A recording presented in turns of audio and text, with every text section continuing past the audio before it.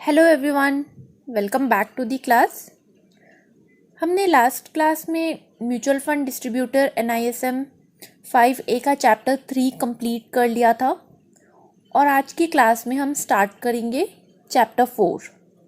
Chapter 4 का नाम है लीगल एंड रेगुलेटरी फ्रेमवर्क और इस चैप्टर के अंदर हम कवर करेंगे role of SEBI, due diligence process by AMCs for distributors of mutual funds, investors grievance redress mechanism और लास्ट में हम देखेंगे AMFI code of conduct for intermediaries.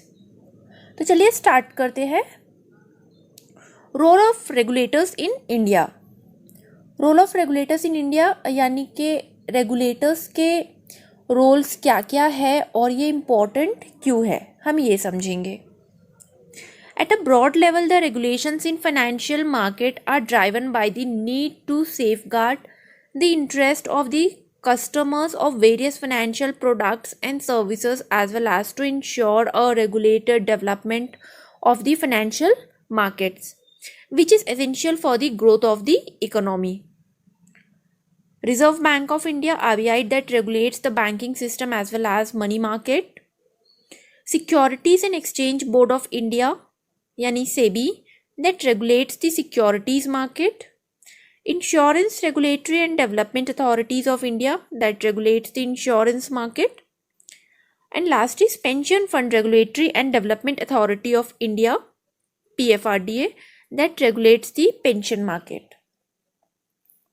तो फाइनेंशियल मार्केट में रेगुलेटर्स की ज़रूरत इसलिए होती है ताकि ये इंश्योर कर सके कि जो भी वर्क हो रहे हैं वो करेक्ट एंड लीगल वे में हो रहे हैं या नहीं, सारे गाइडलाइंस को फॉलो किया जा रहा है या नहीं, ये सारे जो है रेगुलेटर्स जो है देखता है। तो फाइनेंशियल मार्केट में रेगुलेटर्स एक सेफगार्ड की तरह काम करता है, जैसे जो भी इन्वेस्टर्स है उनके इंटरेस्ट को सेफगार्ड करता है। इंडिया में बहुत सारे फाइनेंशियल प्रोडक्ट्स एंड सर्विसेज है एंड ये सभी अपना वर्क जो है सही से कर रहे हैं या नहीं, ये सारा काम रेगुलेटर्स देखती है। करंटली जो है इंडिया में रेगुलेटर्स को 4 कैटेगरीज में डिवाइड किया गया है। तो ये 4 कैटेगरीज कौन कौन से हैं, जैसे अभी हमने रीड किया कि RBI, SEBI, IRDAI, then PFRDA।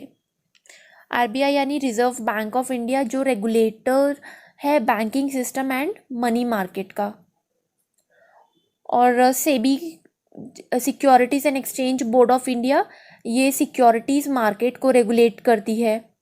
इसके बाद है insurance regulatory and development authority of India IRDAI, ये रेगुलेट करती है इंश्योरेंस मार्केट को।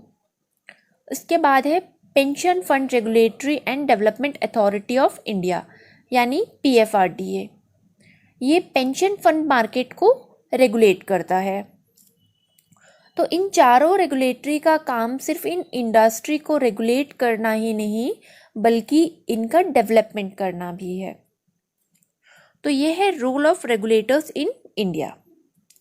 इसके बाद हम नेक्स्ट देखेंगे role of securities and exchange board of India यानी role of SEBI।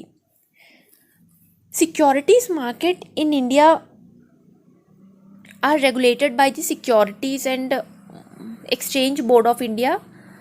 It regulates among the entities mutual funds depositories custodians and registrar and transfer agents in the country।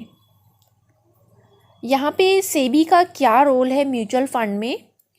SEBI सिर्फ mutual fund को ही regulate नहीं करती है बल्कि mutual fund से जुड़ी जितने भी लोग हैं जैसे custodians, depositories, registrars and transfer agents, इन सभी को SEBI रेगुलेट करती है। SEBI को प्रियम्बल में जो बेसिक फंक्शन ऑफ SEBI का है वो है इन्वेस्टर्स के इंटरेस्ट को प्रोटेक्ट करना।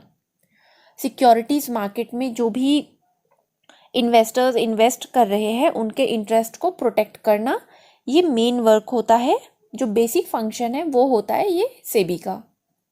साथ ही सिक्योरिटीज़ मार्केट को प्रमोट एंड डेवलपमेंट करना और सिक्योरिटीज़ मार्केट को रेगुलेट करना। ओके, तो सेबी अपने इन ऑब्जेक्टिव्स को कवर करने के लिए ये 3 इम्पॉर्टेंट स्टेप्स लेती है। जैसे फर्स्ट है सिक्योरिटीज़ का डिस्क्लोजर सही से हुआ है या नहीं। सेकंड है लो ट्रांजैक्शन कॉस्ट है या नहीं है। और थर्ड है सिक्योरिटीज़ मार्केट में एफिशिएंसी ऑफ ट्रांजैक्शन हो रही है या नहीं। जैसे कि देखिए यहाँ पे the regulations cover 3 important aspects to achieve the above objectives.